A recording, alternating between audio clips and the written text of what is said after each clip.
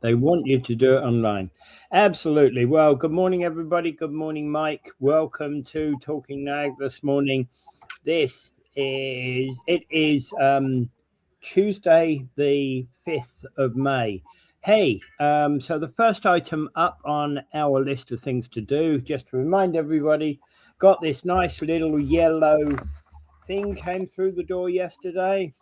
You open it up, it says, Dear resident, the letter provides instructions for completing your household's 2026 census questionnaire. Please complete it by May 12th, 2026. In fact, the rule used to be that you actually had to complete it on the said day.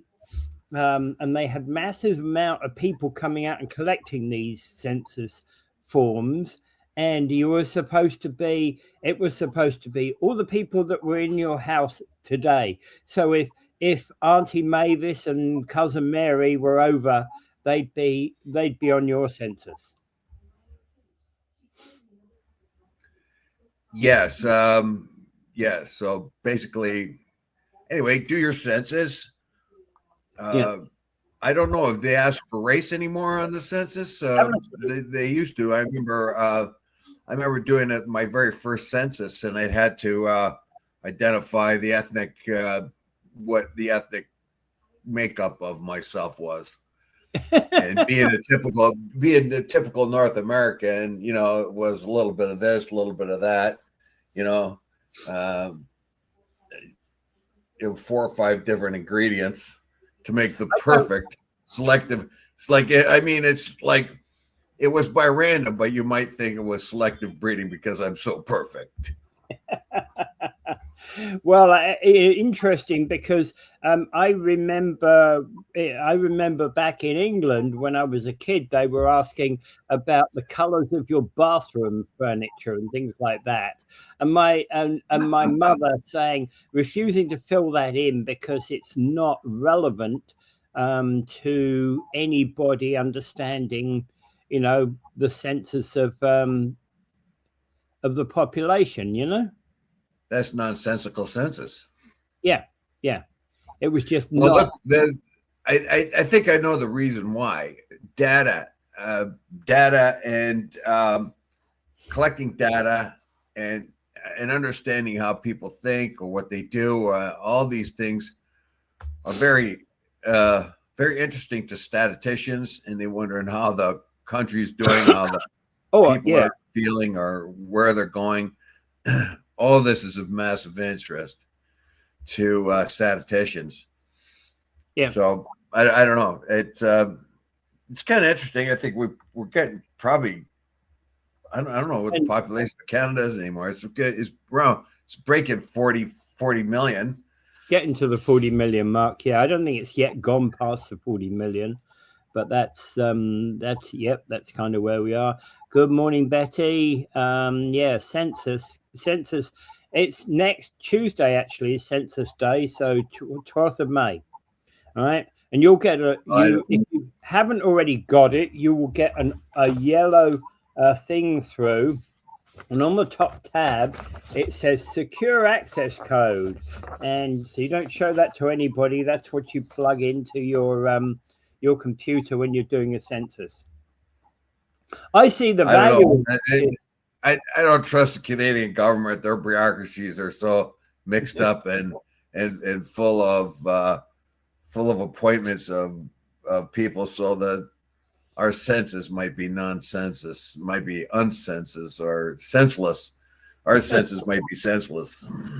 Well, the question is, I've been fascinated with statistics all my life. Used to do computer programming, and part of what I worked with was statistical analysis, right? So my clients were people who did a lot of statistical analysis, and one of the questions is I'm fascinated by kind of the mix of things. Although I'd also see my parents' sense in what they answered about, the color of your bathroom being irrelevant. It's Big Brother watching you, right? Yeah, it is. I can understand why they want all that, because any statistician, as you would know, wants all manner of Yeah. statistics. You know, they want to know how many bathrooms you have, how many, what kind of light bulbs you use, everything. Yeah. And we got good morning from Cleveland. Oh, Nancy. Hey, good morning, Nancy. Welcome. Right. Okay. All right. And so, yeah, they want. Right. Look, I got an exclusive. I got an exclusive report. I got an exclusive from iWilkins News. iWilkins News has reported to me yesterday that the Park Street development has stalled. It has stopped. They've floated out all the big equipment. There is no work going on there at all. So they put up the fence. They made a big show. They got the politicians out there with the shovels, with the ceremonial shovel work, and then they've just left. Mm-hmm. They packed up and gone. They really didn't do much work at all. And iWilkins News suggests that this is due to continuous contamination. They spent a couple $1 million sort of researching it and removing the first layers where that tar was coming out of. Yep. And yet they have run away. They have run away from the development. So we want to know why, don't we? and iWilkins News reports also that it's not likely to start again until after the summer. What's going on? Well, I wonder whether we're asking that question first. Yeah, I wonder whether it's not going to start again until after the municipal election. That would be a sore point for all the councillors that are on now.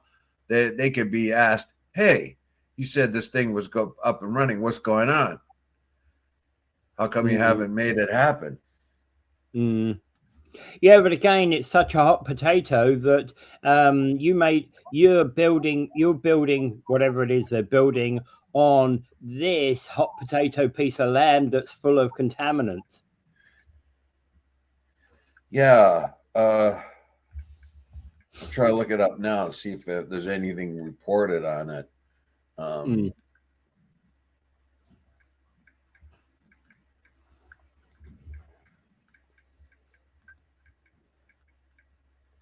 Yeah, so it's a 10-story, 360 unit residential development, but there's nothing here about it stopping right now. And it's supposed to be it's a big deal. It's supposed to happen. We're supposed to get these sorely needed 360 units.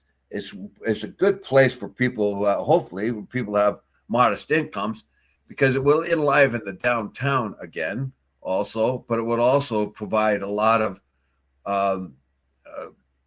resources for the people. They're banking down there. There's lots of good bars they could fill up, you know what I mean? But it would re-enliven the downtown area. That would be cool. Really nice if you can get a lot of people in there. But it has come to a halt. Yeah. And there is no okay, so there is nothing recent in the news, right, about it. There's nothing recent in the news. I was just checking to see whether AI had anything for it. It's talking about obviously the normal reasons that essentially it may have paused. They basically just indicating that likely reasons: financial tightening of budgets, market demand softening, not really likely the case, rising construction costs, planning, or well, that's AI speculation. Yeah, that's just the normal. That's AI speculation. Yeah, that's the normal things that will impact the budgets, right? I would say rising construction costs is certainly likely to be true, because with the gas crisis, everything is going up in price, right? Yes. Thank you very much for the short-term pain, Mr. Trump. And we get what we've got. And what we've got with this development is typical of every other development of this kind in Niagara. Announce it early, market it aggressively, then abandon it. Yeah. I'm being cynical, but I know, but you So get there's all this anticipation. They bring in the heavy equipment, and it just stays there for a while. There's not much movement on it, and so you figure, well, when's the real meat and potatoes starting to come in? But it doesn't. Yeah, and there it is. It's just a big open. It may end up being just another parking lot again. Who knows? Yeah. But there is so far no explanation. We will find out. We'll see if the understaffed review will poke around and find out what's happening. The understaffed review will not review anything. Well, they got limited resources, obviously. Yeah, and there's cutbacks all the time. Yeah, and that's I don't know. Right, it's funny. They just mailed the census in the mail today, and 120 and on the 12th. Yeah, like the government does everything that fast. Yeah, absolutely. Yeah, it's build co-ops. Yeah, exactly. Right. Good morning. Good idea. Right. Yeah. All right, welcome everybody. Okay, so there we go. So moving on to the first real story of the day.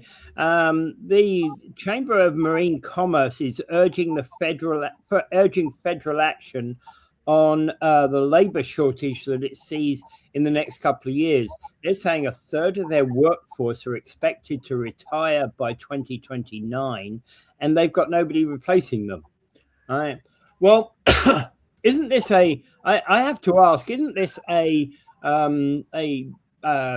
problem of the Marine Commerce Unit, our shipping lines, etc., Algoma and the like?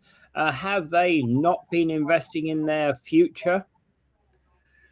No, I think it's just more statistic that there was a time, there was plenty of sailors, plenty of people to do any kind of work. You couldn't get, I was a part of the baby boomers, and it was difficult getting work at certain times. Yeah. It was all full, all the aspects, like it was a struggle to get a job. You try to get a job as a sailor on the ships, that was closed off to you, the steel mills and everything. It was really a struggle to get break in. Now it's the opposite. They do not have enough. Before they had too many people to employ. Now they don't have enough. Yeah. Well, what gets me is huge. This is very analogous to right after the Second World War, when you had an explosion of economic development and you didn't have enough workforce. Yeah. Now as I said, I was part of the baby boomer, and there was always a struggle trying to get work, particularly around the economically depressed areas of here in Niagara. And now they just simply, the older guys are retiring. So that whole fleet of sailor, or that whole group of sailors, the baby boomers are at the very end, getting out of now retiring. Yeah. And they don't have enough to fill in the gaps. And remember, shipping has gone up and down and up and down. So it isn't always looked as if it was a good job or a sustainable job. Now you have very huge needs, big needs in marine shipping. And we, the merchants shipping, basically, I think it used to be called merchant marine, but in any case, we need sailors. We need investments. It is going to be critical to our economy, especially Canadian economy. We move a lot of bulk. 80% of most of what we have, most of what we do or consume comes to us by ship. 80%. Yeah. You look around your washing machine, your furniture, your car. Massive amounts of it comes that either builds it or makes it comes by ship. Yeah. And that is a vital source of transportation. Yeah, absolutely. And even if it's made in North America, a lot of it comes by ship. Yeah, they point that out in this article that it's internal shipping. Yeah, that's a big deal too. yeah, Another big focus is the Arctic, the icebreakers and things like that. Now, normally when you think of icebreakers, you think of the military, they needing the icebreakers to make a clear shot for the Navy, and that. Not in this particular case. The icebreakers are needed to keep the ice open in the Arctic. yeah. Remember, the Northwest Passage is now becoming much more viable, and going over the top of the world is a lot shorter trip. The other thing it about, is through the Panama Canal and all that for a lot of different items.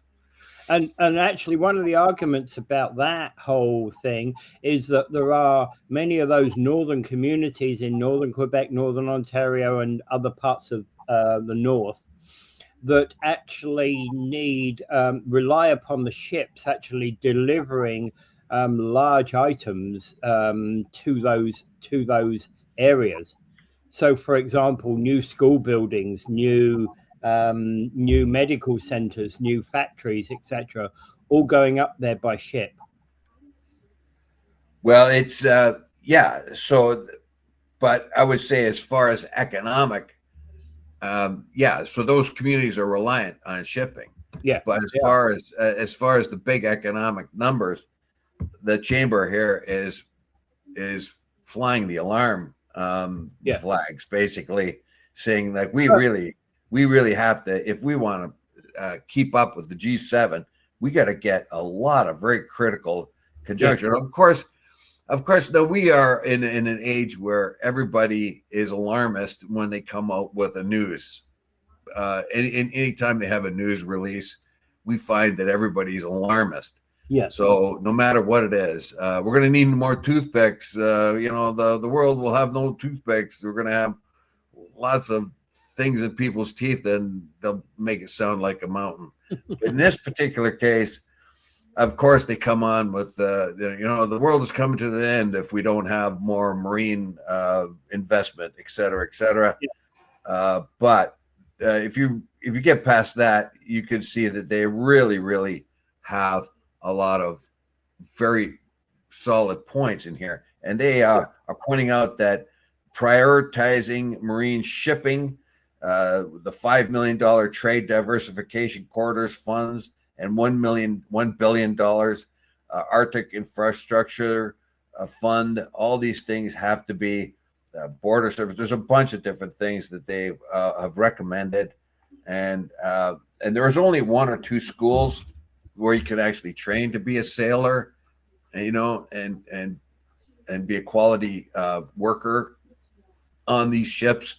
It's a skill. It's something we're going to need, and I think we have the government now that will actually focus on things like this because they've already invested in trades. They're more down to earth than other governments have been. You get the right wing governments will always just put lots of money into the people who have money, and the left wing governments will try to socialize that. But now we have a practical government that tries to invest in everyday workers. Well, that's what we have though right now is we have a problem insofar as there's many people in our normal everyday society, many people in the poorer echelons of society, whereby they're too good to go and be a ship worker. I think it's why would you say that? Like, well, we have a lot of people which just seemingly, they're entitled. They've got no money, but they're entitled. They demand this and that and the other, but they've got no money to get anything. Well, man, you can. I'm sure the world is full of people who will come here to be sailors. If that's the case.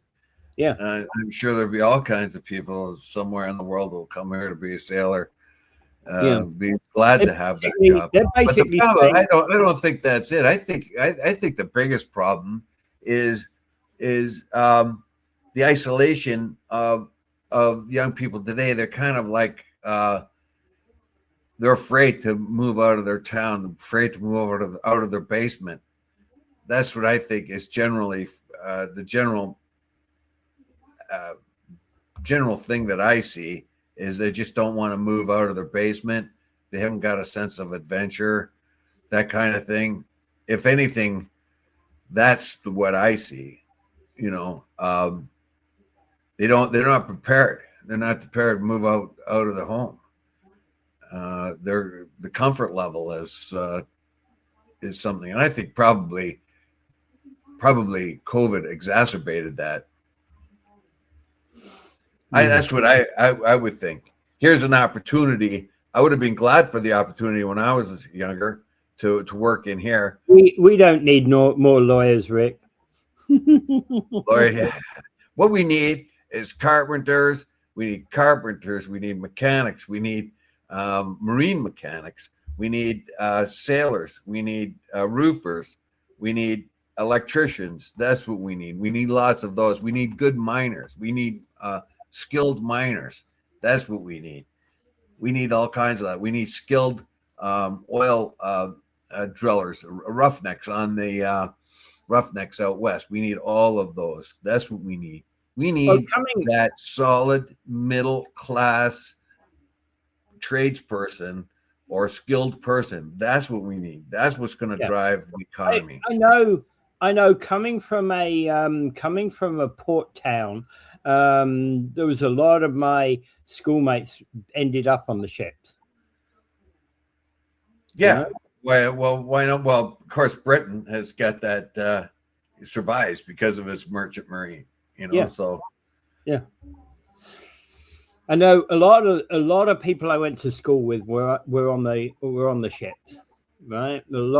It was a consistent thing that you basically go down the docks, you'd work for one of the local shipping companies. A lot of them were based out of Southampton, and they'd be on lots of shipping jobs. Well, there was a time. Well, you couldn't go anywhere in the world without tripping over a Brit. You know what I mean? The Brits were all over the world anyway. Like for 300 years, they went everywhere and meddled in everyone's affairs and took whatever they wanted. But that left them here and there and everywhere. You know, and I'm not being derogatory about that. That's just the way things were those days. So that took a lot of sailors to do that. So Brits went all around the world. They controlled 25% of the world at one time. And so the Brits are all over the world. So if you're traveling, even today, you find there's a lot of Brits that go around and travel a lot and work outside of their own country. And the other thing you have to trip over all the time is Aussies. Aussies and New Zealanders, they're everywhere. Mike makes a decent point here. We need schools to promote those types of work, that type of work. Everything is computers. So go secondary education for computers. There are too many people looking for the cushy job. Yeah, I looked for the cushy job. That was me. You're describing me down to the T, Mike. But yeah. I agree with you that there should be promotion of those other jobs. I think there should be aptitude tests for every kid, right? And we're going to find that most of them will have some sort of aptitude in the line of trades or skills. We need seamstresses. We need tailors. We need electricians, carpenters, plumbers. We need all of that. We need pipe fitters. All those things are essential to our. Those bring in good paying jobs too. That's another thing. They are rewarding, like as having been a millwright. And when you fix something or install something and you've done something, you have a sense of accomplishment. Well, that's exactly when I fixed that steel mill. You know, I was on the crew that fixed that steel mill and kept that. That's exactly that's exactly where my dad was. You could go around London. I built that building. I built that building. I built that building. Right. Yeah. Yeah. So you have a sense of accomplishment, which is good for the soul. Yeah. You know, when you, let's say you're a carpenter, you look at your house. Well, I built that, you know, I was on the crew that built that house. Yeah. You know, hey, look, I worked making headstones, tombstones for about a year. I made headstones in a place, and I go walk around the cemetery. I still see some of my work in there. Yeah. Yeah. Well, there you go. All right. Okay. So, who's currently signed up for the 2026 municipal elections? Well, we know Lori Lococo is. We know Mona Patel has put up her name, and DeLuca. I think Sheila DeLuca.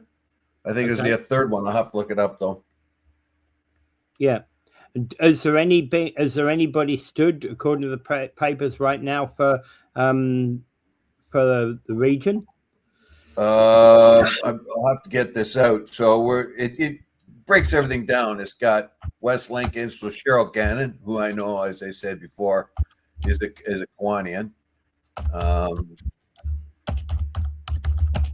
And I'm going to have to open this up again.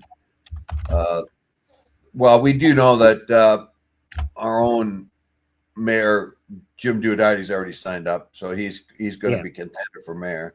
So far, what we have is Jim Duodati has put up his name as mayor. Lori Lococo, Mona Patel, and Sheila DeLuca, they're the ones that put up the name so far. Niagara Falls Catholic Board, Tony Caruso, that's on the district Catholic Board. District Board of Niagara, Helga Campbell, and of course the Conseil Scolaire Viamonde. I don't know those Catholic things, and Niagara on the Lake, the Lord Mayor, Von Goetler, Councillor Wested. Yeah, well, those are kind of inconsequential to us. I'm trying to. I believe, like Paul had said in his show, that there might be regional councillors come back into the municipal fold because they suspect that their jobs will be eliminated. Yeah, there'll be less councillors. So if you want to stay in politics, you might have to step it down a bit, move from the region into the municipalities. Yeah, and that's kind of a bit odd because it used to be that you'd step up. That would be the way to go.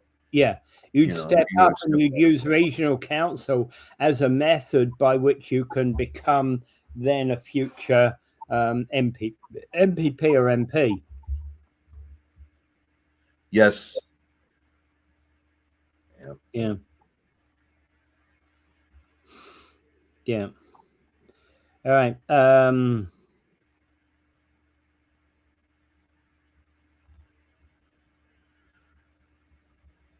So there we have it. Anyway, it's heating up a bit. We're going to get, of course, Lori Lococo stepping up. Jim Duodati. I don't think he has political aspirations beyond the mayor at this particular point. He is probably being looked upon as a possible member of parliament for the provincial conservatives, or even federal conservatives. But right now, that would put him as a small fish in a big pond. Right now, he's a big fish in a small pond. So I don't think the same thing as Wayne Thompson. Wayne Thompson was approached by the Liberals back in those days to run as a Liberal MPP. He turned it down. Yeah, I don't see the mayor going up for the Conservatives maybe at the provincial level. But I can't see him doing it at the federal level because, in fact, Tony Baldinelli is younger than the mayor and, quite clearly the incumbent. Yeah, he's holding that down firmly. But if they ever want to kick Wayne off Wayne Gates off his perch, they would have to have a pretty they would have to have an equally well known and Diodati, Diodati could be that, right? He could be that, but I don't think he'll chance it. I think he likes he's not the way he ran his campaign last year. He never left anything to chance at all. He was going to be the clear winner by a long shot, but he had people out on every corner the very last day, pressing, having people go door to door and all that. He didn't leave anything to chance at all. Well, there were actually a few things where the people waving the signs for the Diodati thing, some of them were too close to the polling station. Well, but my point here was, that could be brought up, but what is more important is those people were there to the very last minute. I know. And all over the place. So he left nothing to chance, nothing at all. He didn't, despite the fact that it was overwhelmingly a victory for him, he wasn't going to believe that until he saw the results. Yeah. Oh, I think he's not going to enter a race where there is some doubt. If he goes up against, if he decides to be a provincial politician, he went up against Gates. I don't think he would, because Gates is very popular, and he may not win. Yeah. If Gates retired, then he'd jump in. Yeah. But anyway, I don't think he has any ambitions. That is unlikely. To be a provincial politician anyway. Yeah. How many cast their vote in Niagara Falls? Yes, it was 29% last time. Terrible. Yeah. Terrible. Absolutely terrible. That's I thought it was more than that. I thought it was 29% for the provincial election.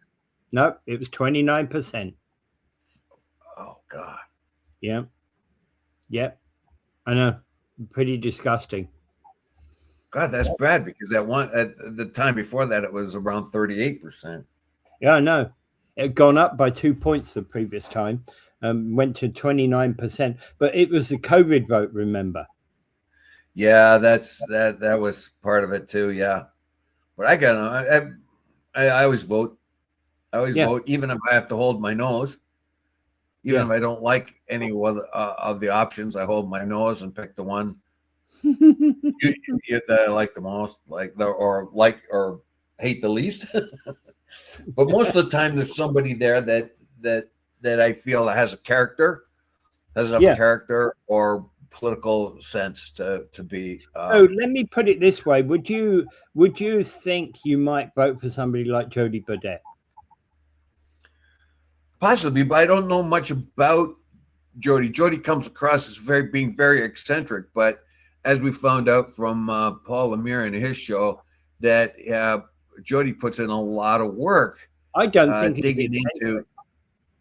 I don't think he's eccentric. I don't think he's eccentric, but I don't also. There's a number of concerns I have with him that I don't believe that I can necessarily support him. I don't think he's eccentric. He's done a lot of work. I agree with that. A heck of a lot of work. I agree with Paul on that. And that may be the deciding factor. That may be the only reason which I go out and I put a cross against his name. Yeah, I noticed Gary there, and I have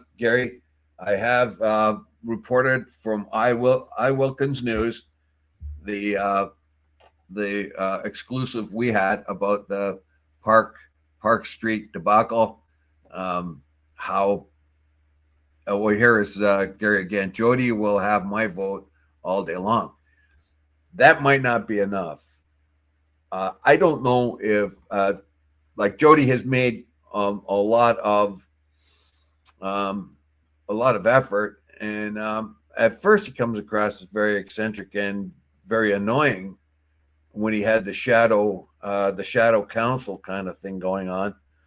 But then sometimes it takes the effort of the voter to do a little digging and wonder if a person of who has a different approach but still has substance to what they're doing, do we then vote for a person like that because it might be able to find solutions that otherwise can't be found by others?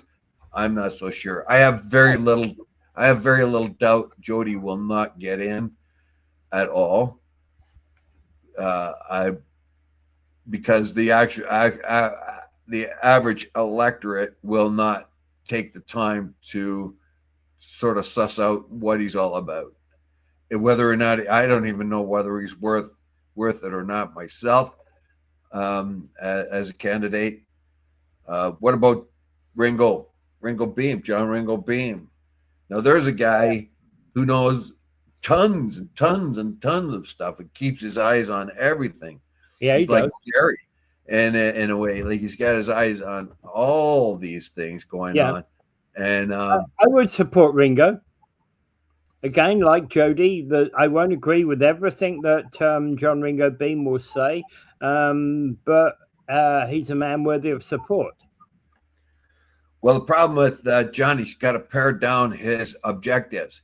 He's got to narrow his lanes. Right now, his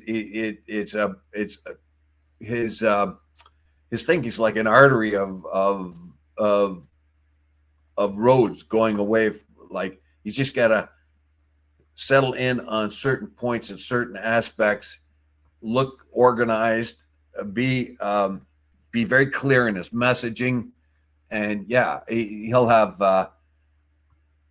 okay. And there's more advice from Wilkins News.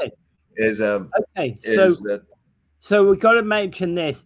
Make Wills great again, says Rick. So let's have the orange man and his cronies along. Let's have that special fight. If I go into a tanning bed and come out orange, you know what? I have to have sympathy for Donald, because when he goes into a tanning bed, he comes out orange. Well, when I go to get a tan, I come out orange too. And if I've taken a lot of ridicule for that in my earlier days, when everybody went out to get a tan and they got a nice tone, nice sort of tone to them, and I come out orange, I would get ridiculed. And so now I know your pain, Donald. I know your pain. I go to these places. For example, so I went to Kenya, took my shirt off, and I got my shoulders sunburnt, my head sunburnt, my face sunburnt, and I mean scorched. Yeah, I'm. Well, the Caucasian race can only live, without assistance of clothes or anything. We can only live in the very northern, very southern area. I got the pit down my shirt, also hot as well. Sunshine coming straight down the shirt. So the top of my belly, Oh, I hate it when my toes get sunburned when I wear the sandals. Oh God. So you wear nice loose shirts and stuff like that to keep the sun off you. Big wide brimmed hat, but then you forget about your toes and they get sunburned. Anyways, so what? That's old Rick. I came up with that years ago. Yes. I actually, Donald Trump came here to visit me right here, right there on Chrysler Street, right across from the Park Street development that is not, as Wilkins News has reported, is not developing anything. Anyway, okay, we can probably move on there. That's a lot of fun we had there, right? But Yeah. but it's a divergence. So Ottawa is giving a lift to our steel and aluminium sectors as Trump tightens his tariffs again. Yeah, so basically the tactic is not negotiations with the Trump government. It is hammer, hammer, hammer, hurt, hurt, hurt until your opponent will take just about any kind of deal. So what's happening here is the Trump government has come on hard against things that are essential to Canada: the aluminum, the steel, copper, all kinds of other different metals. And we see that Algoma is going to shut down the blast furnace as well. And unfortunately, this is not working out too well for the Americans. They've only had a small amount of increase in steel production, and they've actually had a lot of their steel workers being laid off.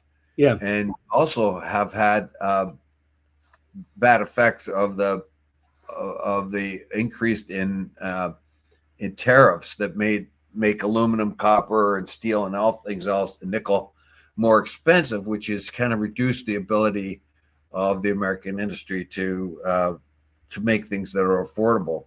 But that's what they're going to do. They're going to hammer our industry and hurt us as badly as they can until we make a deal that is, heavily weighted in their favor. Yeah. Don't buy Canadian cars. Don't buy Canadian copper. Don't buy anything. The only problem is they don't have the copper or the steel or the aluminum to make up for it. The steel, yeah, you can understand because they have steel capacity. So the Canadian government is saying, okay, well, in order to combat this type of approach, this hit them hard bully approach in trade negotiations, we're going to have to do something to compensate our workers. Now, we find that this happened in the United States when they tried to bully China, and they lost a lot of the soybean market, big, huge soybean. They had to invest enormous amounts of money to relieve the farmers. So they had to put incredible amounts of money out there to help the farmers because they couldn't sell their soybeans. Now they can again, but they're still going to catch up. So basically what we're doing is the same thing. We're trying to help our industry while these negotiations are going on.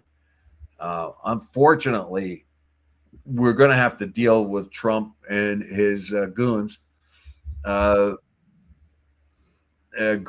and Lutnick, that really Weasley Lutkin guy. We don't have much of a choice there because that is their attitude: tariffs, tariffs, tariffs. But we do have a lot of allies down there because of the trade networks that Canada has established in the United States, province to province, Canada to different provinces to different states, et cetera, et cetera. Yeah. We will have and the nonsensical part of the tariffs. They're putting tariffs on potash. Why put tariffs on potash? They don't have potash. The whole idea of putting a tariff on something is to protect your own industry. But if you don't have that, if you don't produce that, then don't put a tariff on it. All you're doing is hurting your own businesses and your own people.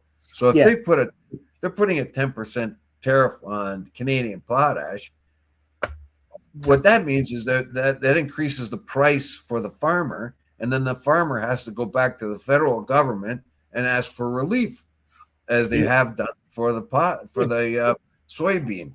Yep. A lot of the strategy of the American government doesn't make sense, but it will make sense if you realize they're trying to bludgeon you and hurt you bad until you relent and make a deal that's extremely favorable to them. This is not the win-win situation. In all other negotiations, you look for a win-win situation. In American negotiations these days, the tariff agenda is the zero-sum game. If we don't get everything, we're going to get as much as we can. So if you made $100 and we made $100, we're happy with that. But the new Trump administration is, we want 95 of your $100. We want $195 and you get $5. And you're gonna be happy about that because we're the big guy, and we command that thing. So it's not the same. It's not the same. Yeah. Traditional American negotiations were very tough but fair, and now they're not. And so how do we deal with a very powerful but very unfair, undemocratic neighbor? Predator. Yeah. And that's exactly why we've been developing these outside markets. Yes. And the problem is it was hit so hard very fast. If you could read the market and know that in time your reliance on your number one trading partner will diminish, then you could start making allowances and trade arrangements with other places in the world. Yeah. We have to do that very fast, very quickly. So it takes time. So we're going to we're already sending our aluminum to other places now, more aluminum to other places than we ever have done before. We're expanding our oil market, looking for more markets for LNG and natural gas. We still will sell lots and lots to the United States, but we find that we have to develop markets really quick, and it takes time to transition that way. So the government is giving this money to all these industries that have faced this sudden reversal in trading, in trade, so that they can establish other markets, other places, and find internal markets too. That's the other thing. We've always looked south, and we've been pretty lazy about that. Now it's come back to hurt us. But I don't think anybody ever figured it would happen this fast. I'm pretty sure there have been economists all along saying our reliance on the United States is very bad, because that's, you're putting most of your eggs in one basket. Now we have to make that decision very, very fast. We cannot rely on the United States to be a fair negotiator anymore. They will always use until Trump. I think once Trump's out of the way and the Republican Party is devastated, I think we may return to normal trade. But the specter of the United States pushing us around will never go away anymore. So we have to protect ourselves against sort of predatory trade negotiations that the Americans have right now. I mean, all that insulting stuff, like 51st state, all that, they're being insulting. They want to put you down. They make fun of you, but we make fun of them too. But if we make fun of them, they throw a tariff on us. Yeah, the trouble is, it used to be you'd make fun of the Americans and they'd make fun of you, but it was just part of the, part of the course, right? It was the cost of doing business. Yeah, as I said before, yesterday, I have more love for the Americans than I've ever had, because they have this weirdo in power, and they get this guy that thinks he's Jesus. Sometimes another day he walks around, he has memes with him with an assault rifle. Other times he has I don't know, he wants to put his face on the passport, face on the money. He's an egomaniac, like I don't know what to do. They're going to get rid of the guy pretty soon, and that's my bet on this, that the Republicans will kind of get rid of him somehow, find some reason to get rid of him. Right now he's useful because he still has very popular the core MAGA people will believe anything he says, anything at all. Yeah. You know. Yeah, I got you. All right. Okay. Anything else we need to go on? I don't know. I think that's a good idea, though. I think it's a good idea. It's for 3 years, and this money that they're giving industries that have been affected negatively by the tariff regimes, and the new tariffs that come out might be illegal too. There's going to be all kinds of problems that has to be sorted out, but what kind of a deal will we get? They're making it very clear that they're going to come down hard on Canada. Greer has said so. Lutnick would like nothing better, but they have the cards to do that. So we have to make our own cards, and one of those is going to be try to ride out this rough patch with subsidizing our industries and see if they can get new markets somewhere. Just as the Americans subsidized their farmers huge when they made the big mistake of pushing around China and losing that soybean market. Yeah. All right. Okay. So I don't even know.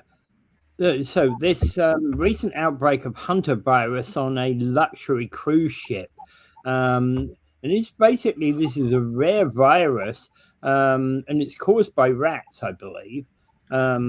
Brought in by rats, which would make it even more curious on a cruise ship. Yeah, there's been a lot of talk about this hantavirus. It killed Gene Hackman's wife, and so it came into a bit of fame there. This is a relatively rare thing, but the problem is it's on a Dutch flagged ship. And it means that there is rodent contamination in that ship. So there are mice and rats in there because the virus comes from the dropping sweat and urine of rats and mice, rodents of that kind. Yeah. And once and it's very lethal. This thing is extremely lethal. There's different variations of the virus, but they can go from anywhere from 15% lethal to 45% lethal, the average being around 36% lethal. If you get it, you're going to die. 1/3 of the people who get it are going to die. So you're going to need hospitalization right away. You're going to have to get on a ventilator and all that if you're going to survive it. And unfortunately, there's been an outbreak on a ship. Is very rare, and you got to ask yourself, how is it that somebody got this virus on a ship, that's supposed to be really clean, well taken care of, and there's rats and mice in there. 3 people died. A Dutch couple and a German died, and this is on a ship. A vessel being held off West Africa at the moment, and many people have actually been treated in South Africa for this virus, according to authorities. Well, one person's got off kind of in bad shape and had to go straight to the hospital, I think, in South Africa. Yeah. So the problem here is it's a South African-based cruise ship where this outbreak has occurred. Based, but I think it's the Dutch flagship, isn't it? It's a Dutch flagged ship. But I'm not so sure. But it's a Dutch operation. Yeah, it's a Dutch operation, but it runs out of South Africa. The Dutch have got a lot of connections to South Africa anyway. Oh yeah, they started settling there in the mid 1600s. Yeah. So basically what's happening here is there's this virus, and it is pretty bad. It's getting. I don't want to get everybody all. I brought it out because how is it that I found this very remarkable that a cruise ship of of modern standards could have enough rodents in there to cause enough droppings, urine, and saliva of the rodents to generate enough virus to kill people is very rare. First of all, when you think of all the rats and mice that we have all around us all the time, this particular virus is very rare, given all that. But why is it? I suppose the fact that the containment within a ship is a thing that probably has produced the petri dish for this virus to explode. Well, actually, if it's containment within the ship, it also means that they don't clean their ships that well, isn't it? Well, rats and mice can get into everything and everywhere. It's pretty hard. Once they find their little nooks and crannies, it's pretty hard to get them out. Yeah. And they reproduce at an accelerated rate. And there's going to be lots of food and lots of opportunity on a ship.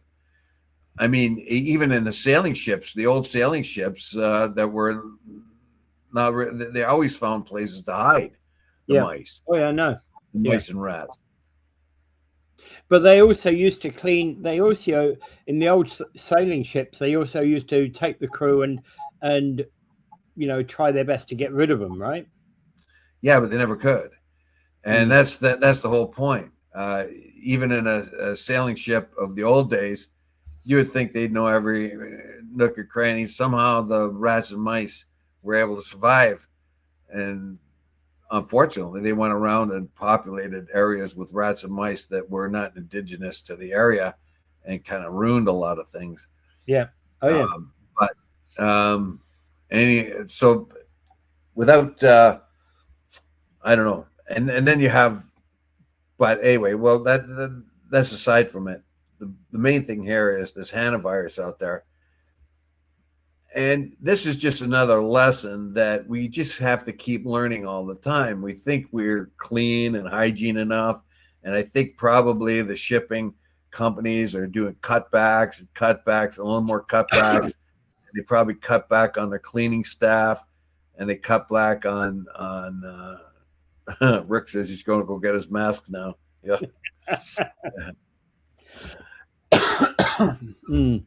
Well, right. Good thing I don't have a hamster. I would have shot it. Yeah. Oh dear. Oh dear. Oh dear. Well, so anyway, there's that is what I put out there. I was very, very surprised that this would happen. I can understand other viruses going about in a ship where there's all these contained people, where there's some sort of illness that can take off from one to another. But hantavirus is very hard. It is not easily transmitted from people to people. It can be done in the early stages, and it usually takes very close contact between, like, for instance, husband and wife. Yeah, you would find that one would give it to the other. But this is not a virus that lends itself easily to be spread, and yet you've got all these people on that ship with this virus, which tells me that the ships were not cleaned well enough. Exactly. And something's missing in their operations, and I believe it's probably due to cutbacks. Somewhere along the line, they had people going in there and looking for pests and getting out a pest, and they've decided, oh, we don't need to do that anymore. That's my suspicion. Yeah, I agree. That's exactly my suspicion as well.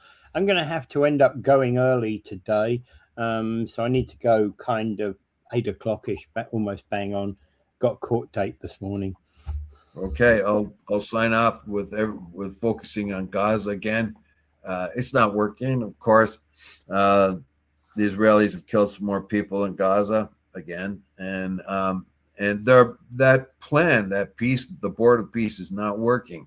It's not working very well at all. Not for we haven't even heard about it. You're not going to get peace there unless you. I mean, you could stop it for the moment, but The Israelis' idea of peace is to eliminate all the people, push them right out of the country altogether. That ain't going to happen. They don't want to go. It's not like we did here, where the North American Indians died because of our diseases and their populations dwindled so that they could not, and they fought back the whole time, right? The indigenous people here fought back right up until the 1900s, until early 1900s. They fought back. There was 310 wars in Arizona alone where the indigenous people fought back against Europeans. So that's not going to happen. These people are going to fight back. And if you think you're going to eliminate them, that's another thing. And the idea that the hanging, you got this guy, Smotrich and Ben Gavir, they are terrible individuals. They come up with the law for hanging Palestinians only. In other words, if a Palestinian does something, they will be hanged. But if an Israeli Jew does the same thing, they will not be hanged. Yeah. The hanging law is for Palestinians only. That's how gross that country has become. Yeah. Yeah. Without further ado, I bid you do. Pray for peace, everyone.